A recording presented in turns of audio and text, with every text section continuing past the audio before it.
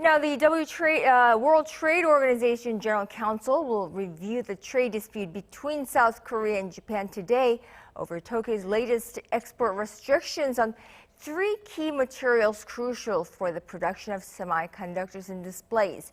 And depending on that result, Seoul plans to decide whether to file a complaint with the WTO against the Japanese measure. So, how does the WTO system work and how effective will it be in resolving this particular dispute? Joining me live from Geneva via Skype is Stephanie Noel, international trade attorney. She specializes in WTO agreements and international dispute settlements. Stephanie, welcome to the program. Thanks so much. Hi, good morning. Thank you very much. Now, you've dealt with cases before the WTO dispute settlement body, both at the panel and the appellate body stages. So first of all, explain to us how this WTO dispute settlement works and when it is that member states take the case to the international body. How are the decisions made there? So first off, I would like to clarify that it is a judicial review process. So what the dispute settlement body is going to do is to review the consistency of certain measures with the WTO law. So although panel reports may be approved at the dispute settlement body meeting at the WTO by member states, actually what happened is that they would simply decide to reject it, but by consensus, but it almost never happens. So just keep in mind that it's an adjudication process. And so whenever a WTO member thinks that another member violated its obligation under WTO law, he may want to bring the dispute to the WTO. So there is first a consultation process. So you may discuss with the other party imposing the measure that allegedly violates WTO law, and it may take 2 months. And if there is no solution, then you may want to bring the dispute to request the establishment of a panel. So the panel is composed of 3 experts, and they rule on this dispute on the law. Mm-hmm. So this is what happened, but we are not there yet. Right, so we're in the review process at this point. So in the case of South Korea and Japan this time, what can we expect the trade officials from each side to argue or to make case to the WTO members at this stage? So first off, I would like to explain that the case is being discussed at the General Council meeting. So we are not in any dispute resolution process now. Mm-hmm. There is no request for consultation as of today. And so the purpose of this, because it's on Korea's request that it was put on the agenda, is to actually gather support from other WTO members with respect to this important issue, because it can have systemic implications, well beyond the relationship between Japan and Korea, and also well beyond the economic interests that are at stake, because it actually relates to the national security exception that is really resorted to maybe too often these days.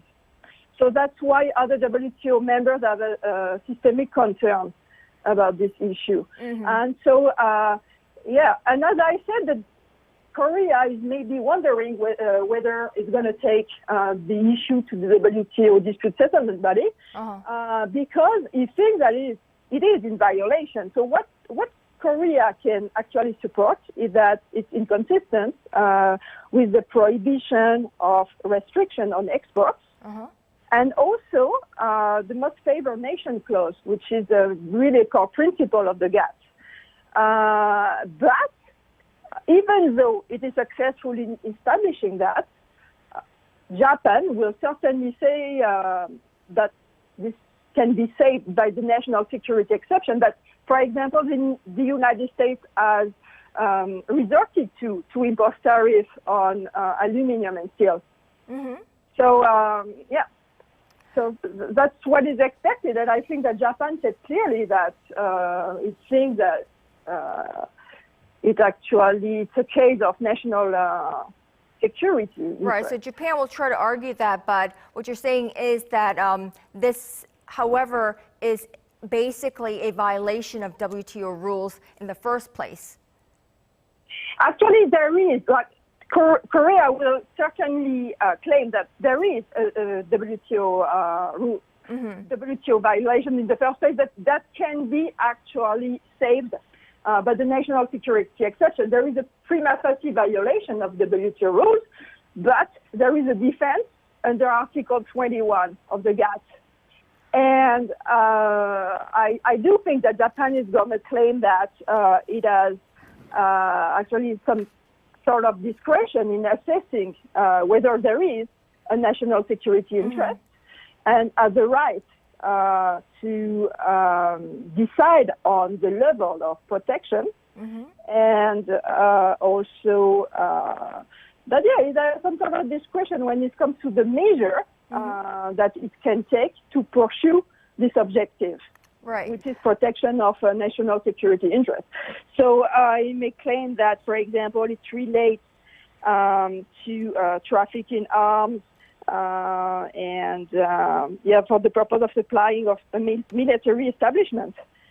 Maybe it's going to claim that we're in time of emergency in international relations. But the whole point of it, because you have some sort of discretion, of course, but there was a panel report lately that actually ruled that, okay, you have some sort of regulatory space when it comes to national security exception, but you must act in good faith.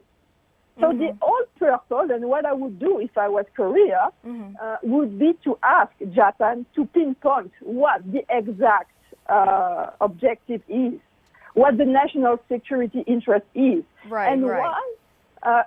and why Korea is not in a position to satisfy Japan. Why does Japan have to actually take this measure against Korea? Is it justified or not? So I would ask for explanation and ask Japan to provide some sort of evidence. And I think that the whole purpose of this meeting at the WTO. Right. So based on your experience and expertise in WTO cases, what are some things, what kind of a card can South Korea use to strengthen its argument over Japan? Sorry? So in your view, what are some cards or arguments that South Korea can make on the WTO stage to strengthen its argument and convince the members that this is in fact in violation of the WTO rules? Well, I guess it's all, as I said, it all depends on what Japan is going to explain, because it is on Japan to prove that it has to resort to this security exception. So what's the whole purpose of this defense? What's the objective pursuit? And why? What is the connection between the measure taken and the objective? And it has to provide evidence of this. Right, and unless the evidence is provided, it will be ruled against, I suppose, against Japan. All right, Stephanie Noel, international trade lawyer in Geneva, thank you so much for speaking with us today. I know it's very late over there, but many, many thanks. Thank you.